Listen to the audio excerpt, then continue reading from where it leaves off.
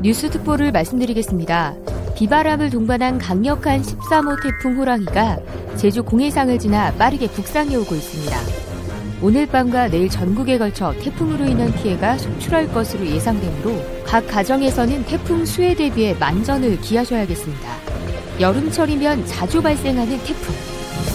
태풍은 강한 비바람과 많은 양의 비를 동반할 수 있어 안전에 심각한 피해를 줄 수 있어요. 이번 시간에는 태풍과 수해 발생 시 어떻게 현명하게 대처할 수 있는지 함께 알아보기로 해요. 대처 요령 1. 뉴스를 통해 재해 위험을 파악한다. 태풍이나 집중호우가 올 것이라는 소식이 들리면 어떻게 해야 할까요? 가장 먼저 해야 할 것은 TV나 라디오, 인터넷을 통해 내가 있는 지역의 재해 위험 요소를 파악하는 거예요. 대처 요령 2. 안전한 곳으로 이동한다.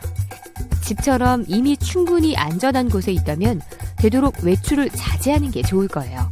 하지만 대피해야 할 상황에 있을 경우 즉시 가족에게 연락해서 안전하게 이동해야 한답니다.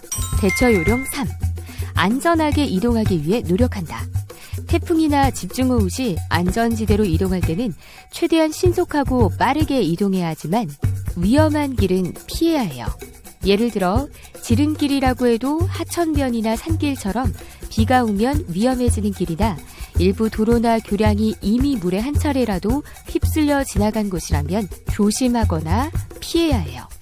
물에 휩쓸려 지나간 곳은 지반이 약해져 있어서 추가로 무너질 위험이 있기 때문이에요. 대처 요령 4.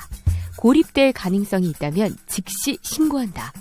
계곡이나 산처럼 비바람이나 불어난 물로 인해 고립될 가능성이 있는 곳에 있다면 어떻게 해야 할까요? 그럴 경우 신속하게 119나 112에 신고하거나 주변에 도움을 요청해야 해요. 시간이 지날수록 더 위험해질 수 있기 때문에 신속하게 조치를 취하는 것이 중요해요. 대처 요령 5. 도시에서 이동할 때도 안전에 유의한다. 도시에서 대피할 경우에도 피해야 할 위험 요소들은 많아요.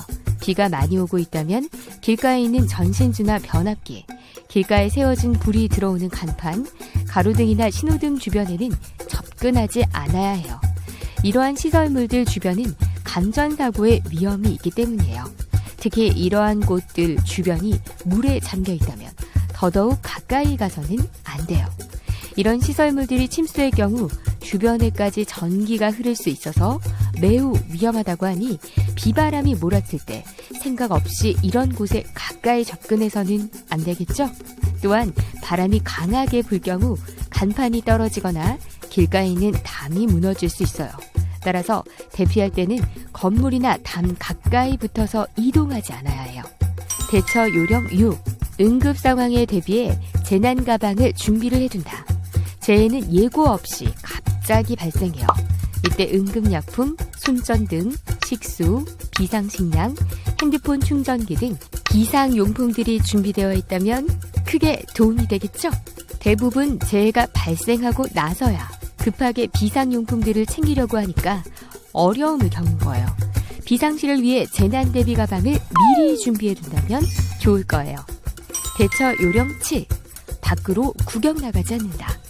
태풍이나 호우 시에는 개울이나 하천변, 해안가에 접근하지 말고 특히 물구경을 하러 나가지 않아야 해요. 반복되는 설명이지만 공사장, 가로등, 신호등, 전신주, 지하실 같은 위험한 지역에 접근하지 않아야 하고 비가 그친 뒤에도 침수된 도로나 교량 등의 구경을 나가지 않아야 하는데 침수된 도로나 교량은 추가 파손 위험이 있기 때문이에요. 대처 요령 8.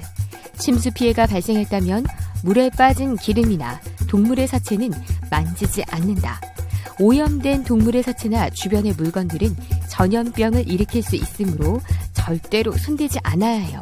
또한 침수된 음식이나 음식 재료는 식중독의 위험이 있으므로 먹지 않아야 한답니다. 모두 잘 알겠죠? 오늘 배운 태풍과 집중호우에 대처하는 요령을 잘 기억해 둔다면 긴급한 상황에서 아주 요긴하게 사용할 수 있을 거예요. 예상치 못하게 발생하는 재해에 대비하기 위해 배운 내용을 다시 한번 기억해보고 긴급할 때 사용하는 현명한 사람들이 되기를 바랄게요. 그럼 다음 시간에 만나요. 안녕.